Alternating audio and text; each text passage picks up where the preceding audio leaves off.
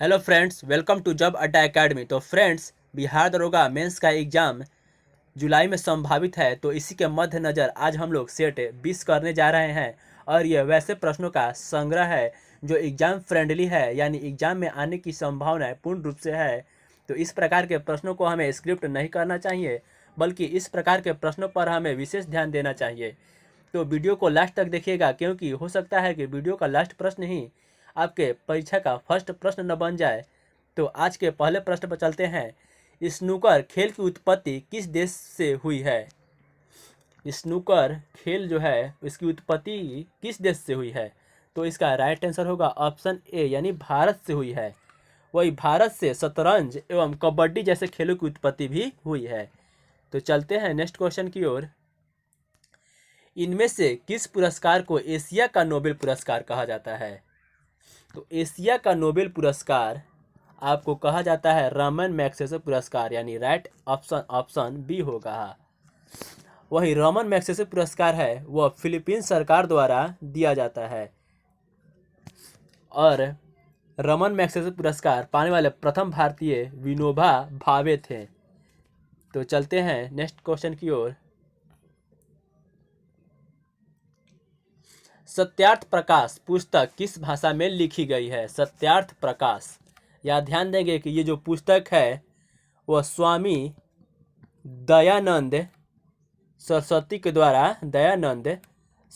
द्वारा लिखी गई है, और यह हिंदी भाषा में लिखी गई है। और स्वामी दयानंद सरस्वती की बात किया जाए तो इन्होंने ही 1875 में आर्य समाज की स्थापना किए थे। तो चलते हैं नेक्स्ट क्वेश्चन की ओर। किस पंचवर्षीय योजना में गरीबी हटाओ का नारा दिया गया था? तो राइट आंसर होगा ऑप्शन बी, यानी 5वीं पंचवर्षीय योजना में। और ये जो नारा है उस समय की तत्कालीन प्रधानमंत्री इंदिरा गांधी के द्वारा दिया गया था। इंदिरा गांधी के द्वारा क्या नारा दिया गया था? तो गरीबी हटाओ का नारा। तो चलते हैं नेक्स्ट क्वेश्चन की ओर। भारत के किस शहर से ग्राम उदय से भारत उदय, ये एक अभियान है यानी योजना है, ग्राम उदय से भारत उदय अभियान की शुरुआत की गई? तो इसका राइट आंसर होगा ऑप्शन बी, यानी भोपाल से। वहीं भोपाल की बात किया जाए तो भोपाल 2019 का सर्वश्रेष्ठ यानी स्वच्छ राजधानी शहर है, जबकि सबसे स्वच्छ शहर 2019 का इंदौर है। तो चलते हैं नेक्स्ट क्वेश्चन की ओर। अर्जुन पुरस्कार जिसकी स्थापना जो हुआ 1961 में हुआ, किसे प्रदान किया जाता है? तो यह अर्जुन पुरस्कार जो है यह खिलाड़ियों को प्रदान किया जाता है, यानी राइट आंसर होगा ऑप्शन ए। तो चलते हैं नेक्स्ट क्वेश्चन की ओर। सिंधु जल समझौते के तहत भारत को किन किन नदियों के पानी का इस्तेमाल पर विशेष अधिकार दिया गया? तो यहाँ सिंधु जल समझौते ये नोट कर लेंगे 1960 में हुआ था, और भारत को सतलज, रावी और ब्यास नदियों के पानी के इस्तेमाल पर विशेष अधिकार दिया गया था। ध्यान देंगे यह जो सिंधु जल समझौता था वह सिंधु की सहायक नदियों को लेकर हुआ था। सिंधु के पश्चिमी सहायक नदियों को पाकिस्तान के फेवर में दिया गया, यानी जो पश्चिमी सहायक नदियाँ थी सिंधु, झेलम एवं चिनाब के पानी का अधिकार पाकिस्तान को दिया गया, जबकि इसके पूर्वी सहायक जो नदियाँ थी सतलज, ब्यास एवं रावी के पानी के इस्तेमाल पर विशेष अधिकार भारत को दिया गया। तो चलते हैं नेक्स्ट क्वेश्चन की ओर। भारतीय संविधान के अनुसार कार्यपालिका का प्रमुख कौन होता है? यह प्रश्न के लैंग्वेज पर ध्यान देंगे कि भारतीय संविधान के अनुसार कार्यपालिका का प्रमुख कौन होता है? तो इसका राइट आंसर होगा ऑप्शन डी, यानी राष्ट्रपति। वही कार्यपालिका का वास्तविक प्रमुख की बात की जाए, वास्तविक प्रमुख है तो ये होगा आपका प्रधानमंत्री।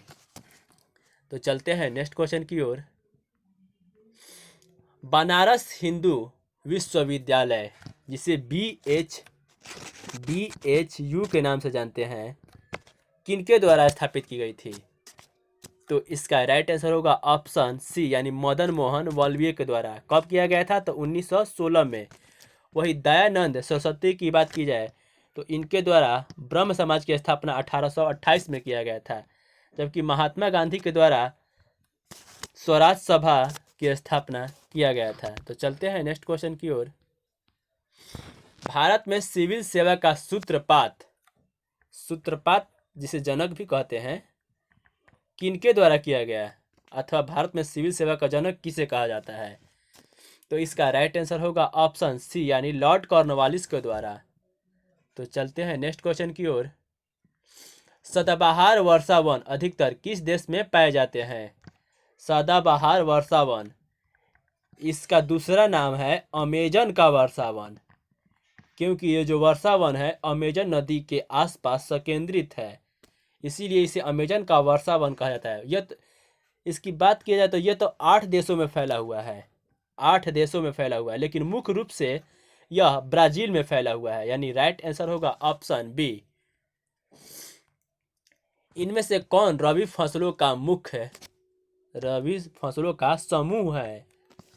तो इसका राइट आंसर होगा ऑप्शन डी यानी गेहूं, सरसों एवं चना, जबकि धान, मूंगफली एवं कपास यह खरीफ फसलों का समूह है। तो चलते हैं नेक्स्ट क्वेश्चन की ओर। यूरेनस ग्रह के कुल कितने उपग्रह हैं? यूरेनस, जिसे हिंदी में अरुण कहते हैं, जबकि नेपच्यून, थोड़ा कन्फ्यूजन हो जाता है, नेपच्यून जिसे हिंदी में वरुण कहते हैं। यह ध्यान देंगे कि यूरेनस की खोज विलियम हर्शेल के द्वारा, जबकि नेपच्यून की खोज जोहान गले के द्वारा किया गया था। तो प्रश्न है कि यूरेनस ग्रह के कुल कितने उपग्रह है? तो इसका राइट आंसर होगा ऑप्शन ए यानी 27 उपग्रह है। वहीं वरुण की बात किया जाए तो वरुण के 13 उपग्रह है। फ्रेंड्स, अगर आपको वीडियो से लाभ मिलता हो तो प्लीज़ चैनल को सब्सक्राइब कर लीजिए एवं वीडियो को लाइक कर लीजिए, क्योंकि बिहार दरोगा मेंस, बिहार परिवहन दरोगा, बिहार एसएससी एवं 66वीं बीपीएससी के रिगार्डिंग इस चैनल के माध्यम से बेहतरीन प्रश्नों का सेट सीरीज वाइज एवं चैप्टर वाइज कराया जाता है। तो प्लीज़ चैनल को सब्सक्राइब कर लीजिए। तो चलते हैं आज के नेक्स्ट क्वेश्चन की ओर। एक खिलाड़ी या एथलीट को किससे शीघ्र ऊर्जा मिल सकती है? एक खिलाड़ी या एथलीट को शीघ्र ऊर्जा अगर प्राप्त करना है तो उनको कार्बोहाइड्रेट लेना पड़ेगा, और यह कार्बोहाइड्रेट जो होता है वह सीधे ग्लूकोज में रूपांतरित होता है और ग्लूकोज से ऊर्जा का निर्माण होता है। तो राइट आंसर होगा ऑप्शन डी। चलते हैं नेक्स्ट क्वेश्चन की ओर। दक्षिण भारत की सबसे प्राचीन भाषा कौन सी है? यहाँ ध्यान देंगे कि ये जो चारों भाषाएं हैं वह दक्षिण भारत की ही हैं, और इनमें सबसे प्राचीन जो है वो तमिल है, जो तमिलनाडु में मुख्य रूप से बोली जाती है, और तमिलनाडु के अलावा यह श्रीलंका की भी एक प्रमुख भाषा है। तो चलते हैं नेक्स्ट क्वेश्चन की ओर। भारतीय अर्थव्यवस्था का स्वरूप कैसा है? भारतीय अर्थव्यवस्था का स्वरूप जो है वह मिश्रित अर्थव्यवस्था है, यानी विकल्प सी राइट आंसर। मिश्रित का मतलब होता है कि इसमें सरकार की भी भागीदारी होगी एवं निजी क्षेत्र की भी भागीदारी होगी। जैसे हम लोग देखते हैं कि भारत में सरकारी उपक्रम वाली भी कंपनियां हैं एवं निजी उपक्रम वाली भी कंपनियां हैं, जैसे सेल, गेल, भेल ये सभी सरकारी उपक्रम वाली कंपनियां हैं। वहीं रिलायंस, टाटा, बिरला एवं अडानी ग्रुप ये सभी निजी क्षेत्र की कंपनियां हैं। तो चलते हैं नेक्स्ट क्वेश्चन की ओर। टेस्ट ऑफ माई लाइफ पुस्तक के लेखक कौन है? टेस्ट ऑफ माई लाइफ, तो इसका राइट आंसर होगा ऑप्शन बी यानी युवराज सिंह। वही सचिन तेंदुलकर की बात करें तो इनकी पुस्तक है, यानी इनकी आत्मकथा है जो इनके द्वारा ही लिखी गई है, playing it my way, playing it my way. वही सुनील गावस्कर ने सनी डेज एवं वनडे वंडर्स नामक पुस्तक की रचना की है। तो चलते हैं नेक्स्ट क्वेश्चन की ओर। भारतीय संविधान की प्रस्तावना में किस प्रकार के न्याय की बात की गई है? तो यहाँ ध्यान देंगे कि भारतीय संविधान की जो प्रस्तावना है उसमें 3 प्रकार का न्याय का वर्णन है। और ये 3 प्रकार का न्याय कौन है? तो सामाजिक न्याय, आर्थिक न्याय एवं राजनीतिक न्याय। यानी राइट आंसर होगा ऑप्शन डी, यानी उपरोक्त सभी। और ध्यान देंगे कि भारतीय संविधान की जो प्रस्तावना है वो ऑस्ट्रेलिया के संविधान से लिया गया है। तो चलते हैं नेक्स्ट क्वेश्चन की ओर। भारत के महत्वपूर्ण पदाधिकारियों के वेतन एवं भत्तों का उल्लेख संविधान की किस अनुसूची में दिया गया है? तो इसका राइट आंसर होगा ऑप्शन ए, यानी द्वितीय अनुसूची में। तो चलते हैं नेक्स्ट क्वेश्चन की ओर। आवर्त सारणी के रूप में तत्वों का वर्गीकरण सर्वप्रथम किसने किया था? तो इसका राइट आंसर होगा ऑप्शन सी, यानी मेंडलीफ के द्वारा। आपको कमेंट बॉक्स में कमेंट करके बताना है कि आधुनिक रूप से तत्वों का वर्गीकरण किनके द्वारा किया गया था? इन्हीं 4 विकल्पों में एक राइट आंसर है, यानी आधुनिक रूप से तत्वों का वर्गीकरण किनके द्वारा किया गया था। आपको कमेंट बॉक्स में कमेंट करके बताना है और इसका आंसर जो है इन्हीं 4 विकल्पों में दिया गया है। तो आज के लिए बस इतना ही। वीडियो को पूरा देखने के लिए थैंक यू।